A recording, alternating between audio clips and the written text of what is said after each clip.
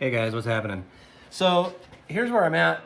I've got this really sweet ignition control panel that's going to go in my car, and I wanted to put it basically right in this section of the dash that the old HVAC controls went.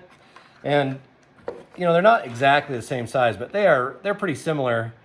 And I'm really thinking that I can get it done, but you see there's a thickness here to the control panel, and this doesn't have it. And so by the time you get I'll show you here, by the time you get the console, the center console attached to the dash here, how it will be in the car, and when you get that kind of mated up there, what happens, if you can see, well, I'll show you. Like, see that bezel, that black bezel there? So what happens is if I have I'll pop it out. If I have this control panel sitting in there in the opening where the HVAC controls were, it doesn't sit flush with this surface in a way that I can, you know, enlarge this or square this out and have it sit right out flush. It'll kind of, you know, I want it to sit like flushed out, and it's kind of sitting in recessed. And so what I'm going to do is I am going to set this aside. And what I'm going to do is take the HVAC controls, this bit here, and this is the thickness that I need, and it's light plastic, but it's pretty robust. It has some controls screwed to the back and some, you know, some of the where the lights were and some of that, but really it's just a plastic carcass. And so I'm going to remove all these items from the plastic casing. I'm going to drill out these plastic spot welds that are on here, and I'm going to remove all this switch panel and everything, leaving me with just the white area that you're looking at there. And that will basically give me a point to shim from that will be really similar. You see the aluminum there is really similar to that black plastic thickness. And so I can use this to create, as kind of a shortcut, to create and fab up the mount for my ignition panel once all this is removed. And then I can modify that bezel that we saw before, this one. And even though it kind of is made to, you know, function with this, you know, kind of in that environment, if I need to, I'll recess and refab this opening so that I can have the shape that I need to accept this. And that way it, you know, it'll look kind of nice and factory. And if I have to add on to the sides here to close up those gaps, then I'm just going to do that with some, you know, plastic or whatever I have around. So that's kind of the goal of what I'm working on right now. I'll bring you up to speed kind of on where we are on the Fox race car project. So I've just been obviously gutting, and we've seen all that before. You know, you kind of knew where I was at there. I got rid of all the wiring harness, the engine and the cabin wiring harness. There's a little bit left inside that I might be trying to utilize for the taillights and some things like that. But I've got you can see there, that's the surround that goes like around the steering panel, and it'll go or around the steering column. Has my light switch, and that's basically all I'm gonna use off of this is the light switch for the parking lights and for the headlights. And then I saved the factory fuse block, the distribution center. I'm not sure how I feel about that right now, but it's in good shape. It gives me a spot to fuse some stuff. I think it's a good idea. I just don't know exactly where I'm going to mount it yet, but I did save it. It's free.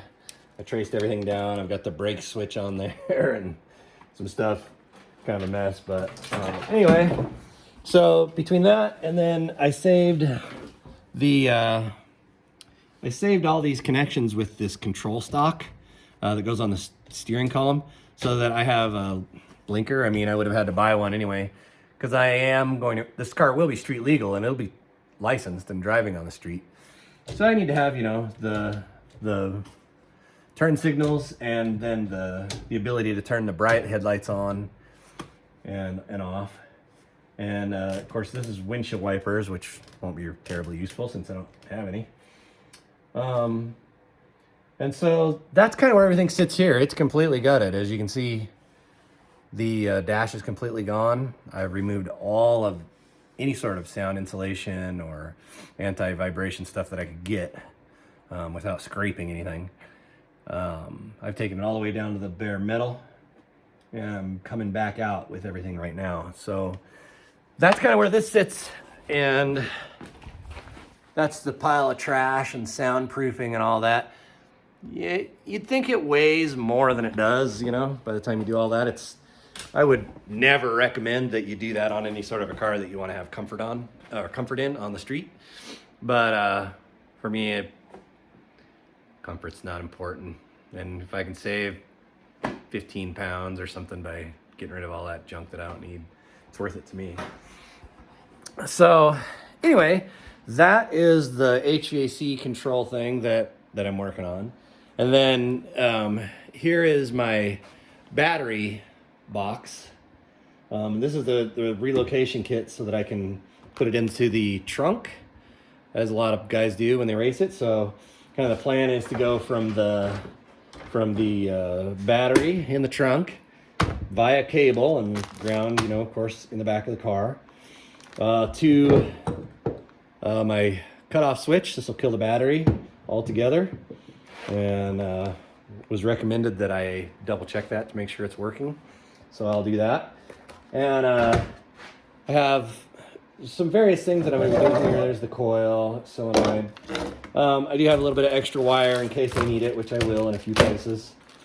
I bought diodes, and we'll go into more what this is useful for later, but when it comes time to have any sort of electricity running to like a fan or any electrical item in your car that will have a copper coil on it as part of a motor, then what happens is when you introduce power to that, it creates motion, you know, as it's supposed to as a motor. But when you kill the power, when that electrical field collapses, it sends a wave of energy or a wave of electricity backwards back into your electrical system.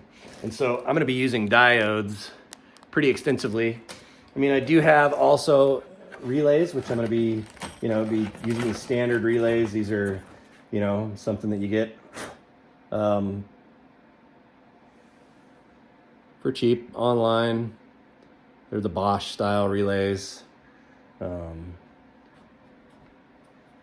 Single pole, double throw, or double pole, double throw, depending on what you need to use. And I'll be using those so that I don't have to bring so much power into the cabin of the car. And most of the power can stay in the engine bay in case there is an electrical fire of any kind. And these have diodes in them. Nope, those are the sockets. These have diodes in them. But not everything that I'm going to be using does. So anyway, we'll go into that more as I do it. And so it's going to go, you know, battery to switch via cable into my relays with the power, and then the panel is going to control all the vitals on the car: the fuel pump, the fan for cooling the radiator, the ignition system, as well as the computer that's built into my Holly Sniper system that's going into this car.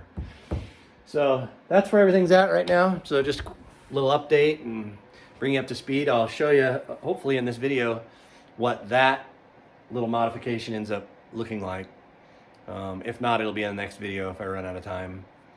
So I hope you guys are doing great. And I say a lot because I'm learning how to do this video thing. Thanks for putting up with me. Take care.